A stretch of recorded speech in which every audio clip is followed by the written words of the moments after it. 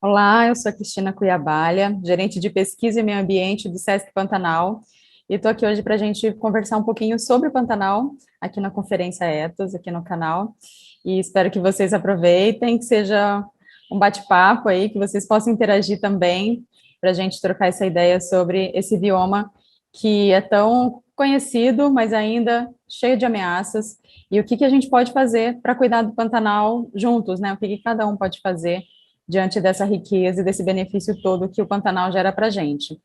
Bem, o Pantanal, ele é um bioma brasileiro, né, com a maior porcentagem dele está no Brasil, no Mato Grosso, no estado de Mato Grosso e Mato Grosso do Sul, mas também ele ocorre na Bolívia e no Paraguai, uma pequena porção dele lá.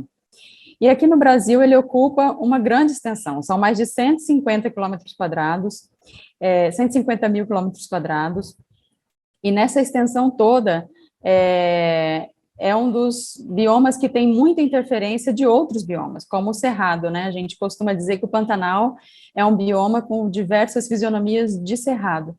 E a sua principal característica é o pulso de inundação, porque o Pantanal é uma grande planície sedimentar. O que é isso? É uma área muito plana, com pouca declividade e com uma baixa altitude, e cercado de serras. Então, é como se a gente fosse imaginar uma bacia, e o fundo dessa bacia é o Pantanal, a planície pantaneira, e a parte mais alta, né, dessa borda dessa bacia são as serras que circundam o Pantanal. Então, toda a água que chega das cabeceiras, que a gente chama, né, que são os rios que vêm para o Pantanal, toda a água de chuva que cai nessas cabeceiras, elas são carreadas para o Pantanal, e por ele ser muito plano, com baixa altitude e pouca declividade, ele inunda, e essa água ela vai escoando muito lentamente ao longo de todo esse território.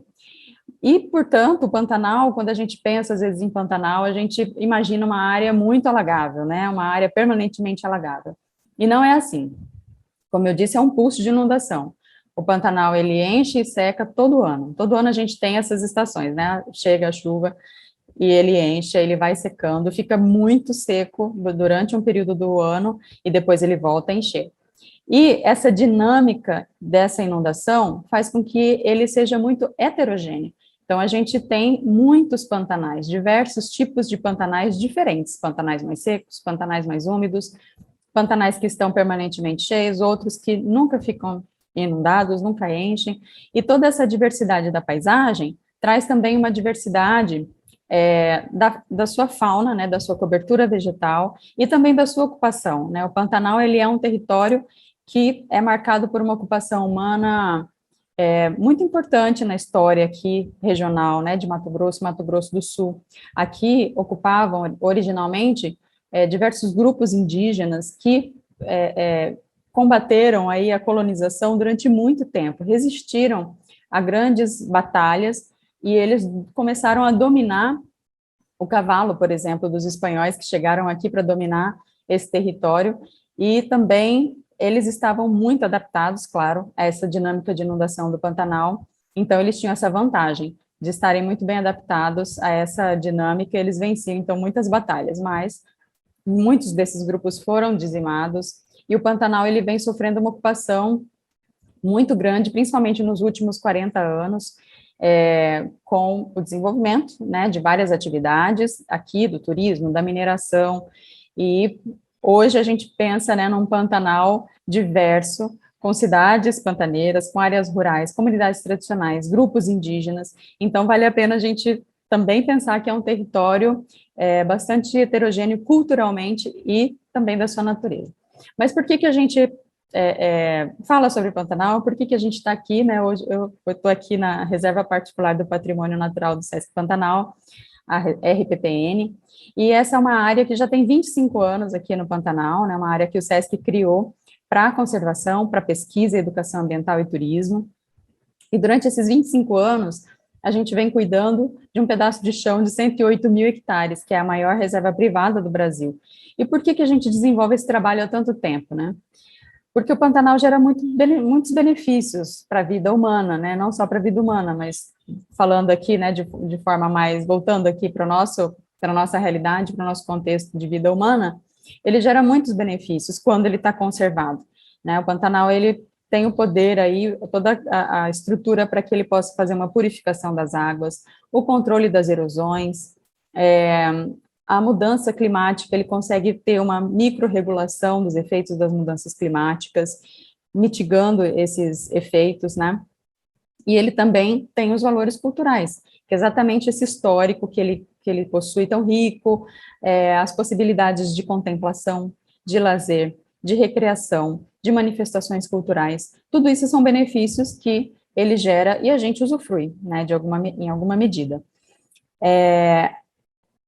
E aí, toda essa característica dele, esses benefícios, né, que ele gera para a gente, faz com que ele seja mundialmente reconhecido, né, apesar dele ainda precisar ser mais reconhecido, a gente precisa falar mais de Pantanal, ele já possui alguns reconhecimentos internacionais.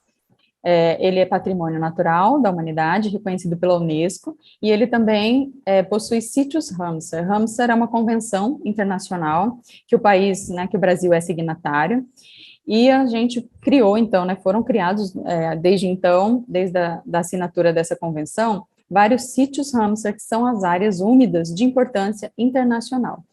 O que é área úmida, né? O Pantanal é uma grande área úmida. É aquela área que está na interface tanto das áreas terrestres quanto das áreas aquáticas, né?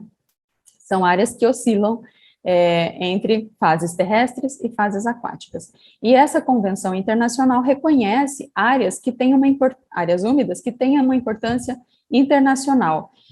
Por exemplo, aqui na RPPN somos um sítio Ramsar, porque teve um reconhecimento, todo um estudo, um levantamento, uma avaliação da convenção e pesquisas que registraram que, por exemplo, espécies migratórias de aves passam por aqui. Elas vêm lá da América Central, lá da América do Norte, passam por aqui pela reserva e vão até a Argentina. Então, a gente está aí na rota da reprodução dessas aves migratórias. Então, isso é uma importância continental, né, de uma área, e que tem esse reconhecimento. Então, é muito importante que a gente fortaleça sempre esse status, né, dessa importância desse bioma, para que todos possam se envolver de alguma forma e nos ajudar a cuidar. Porque, apesar de tudo isso, é um bioma bastante ameaçado. A gente viu que em 2020, acho que teve uma repercussão muito grande, né, os incêndios, 100% de origem antrópica, de origem na ação humana, seja acidental ou criminosa, e isso, por um lado, né, foi uma tragédia muito grande, muito triste, uma perda enorme de biodiversidade e de ameaça à vida humana das pessoas que vivem aqui também. Mas, por outro lado, foi algo que trouxe uma visibilidade, a gente percebe hoje que as pessoas reconhecem mais, trouxe união entre os atores que estão aqui, né, os atores sociais, as entidades públicas, as comunidades, os grupos indígenas, as unidades de conservação. Então, hoje a gente tem um cenário um pouco melhor, né, apesar de um passado um pouco trágico, né. E os incêndios impactaram de forma bastante expressiva na fauna. Aqui dentro da RPPN, nós fizemos um estudo do impacto do fogo na fauna, que identificou carcaças, né, mais de 13 mil carcaças, assim, que a gente já conseguiu estimar até o momento, mas foram muitas outras, que esse estudo ainda está levantando, né, foram coletados dados aqui ao longo de 4 meses do pós-incêndio, e os pesquisadores estão identificando essas carcaças que foram coletadas ou registradas, e foi um impacto imenso. A Embrapa também tem um estudo que está publicado, que aí inclui todo o Pantanal, né, o nosso estudo é só aqui da área da reserva, né, mas são números muito expressivos e muito preocupantes, né, e mais preocupantes ainda se a gente pensar naqueles animais que já estão ameaçados de extinção, né, que já existem poucos exemplares no Pantanal e outros biomas do Brasil. Só que na RPPN nós temos pelo menos 15 espécies da grande fauna, né, que a gente chama ameaçadas de extinção, né, a onça-pintada, o tamanduá-bandeira, o lobo-guará.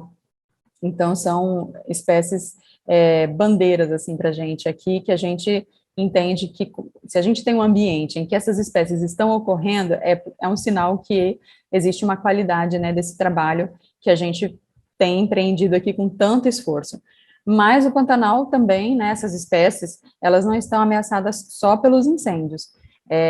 Existe também uma pesca predatória muito intensa, nos rios do Pantanal, que também acaba comprometendo, né, os estoques pesqueiros. A gente tem a pesca tradicional, que é de subsistência, que é essa legítima aí do pantaneiro, né, mas também existe uma pesca predatória que é muito danosa, né, a gente percebe uma redução drástica de muitos peixes, inclusive peixes ameaçados de extinção também, como o dourado.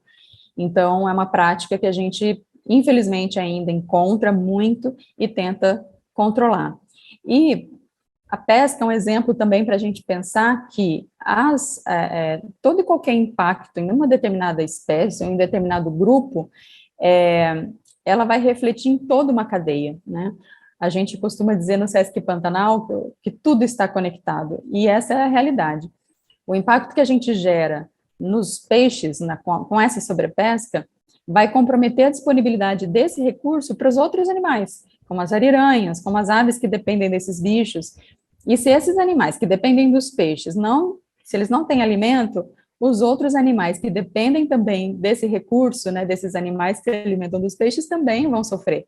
Então, é uma reação em cadeia, né? Não tem como a gente isolar nenhum impacto. Ele acaba tendo aí uma capilaridade, uma dispersão de uma área muito maior, né, muito grande. Bom, então a gente tem um Pantanal muito rico, a gente tem problemas, né, ameaças que estão comprometendo toda essa riqueza, né, a gente tem uma diversidade de pessoas e grupos vivendo aqui nesse ambiente, e o que a gente pode fazer para que ele seja minimamente viável, que ele continue gerando tanto benefício, porque a gente usufrui, né, e que a gente depende, são benefícios vitais para a nossa sobrevivência, né, água potável, o ar puro, a mitigação das mudanças climáticas, controle de erosão, são serviços ecossistêmicos, né, tá aí um nome mais técnico, que a gente chama, mas são benefícios que a gente depende diretamente para que a gente possa sobreviver, né. Então, o que a gente pode fazer para conciliar o cuidado com o Pantanal e também o desenvolvimento desses grupos, dessas pessoas, dessas práticas aqui? As práticas, elas precisam ser responsáveis, né? Então, a gente traz aqui o exemplo do Sesc Pantanal, que atua nessa região já há 25 anos e que tem uma grande rede de ação, né? Iniciou com a conservação da natureza aqui dentro da reserva, hoje a gente é um polo de referência, né? O polo de referência socioambiental do Sesc Pantanal, porque há muita pesquisa que a gente ajudou e está ajudando a produzir, né, com mais de 70 parcerias com instituições de ensino do Brasil, fora do Brasil, mais de 150 publicações científicas. Então, isso é o coração do projeto Sesc Pantanal. Mas o Sesc Pantanal também vai muito além da conservação da natureza, mas por meio da educação, né, da conservação da natureza, a gente tem outras atividades agregadas aí, como o turismo responsável, a ação social junto com essas comunidades aqui do entorno, e de Poconé, que é onde está o Hotel Sesc Porto Cercado. A gente vai até as cabeceiras dos rios que chegam aqui, o Rio Cuiabá. Então, temos uma unidade também na área do Cerrado, que abastece, né, com as suas águas aqui, o Pantanal. Então, é uma rede muito abrangente de ação para que a gente possa mobilizar as pessoas, transformar as pessoas, estabelecer parcerias, né? A gente não atua sozinhos, atuamos aí junto com muitos parceiros, muitas instituições.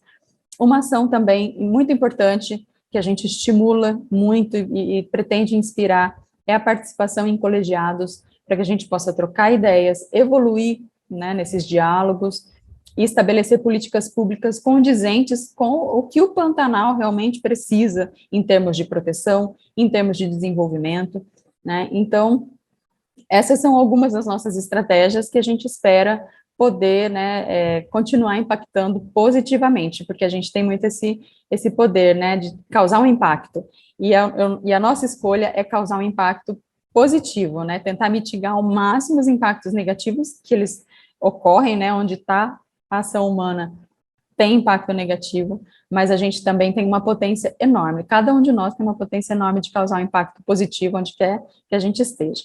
Obrigada, um abraço a todos.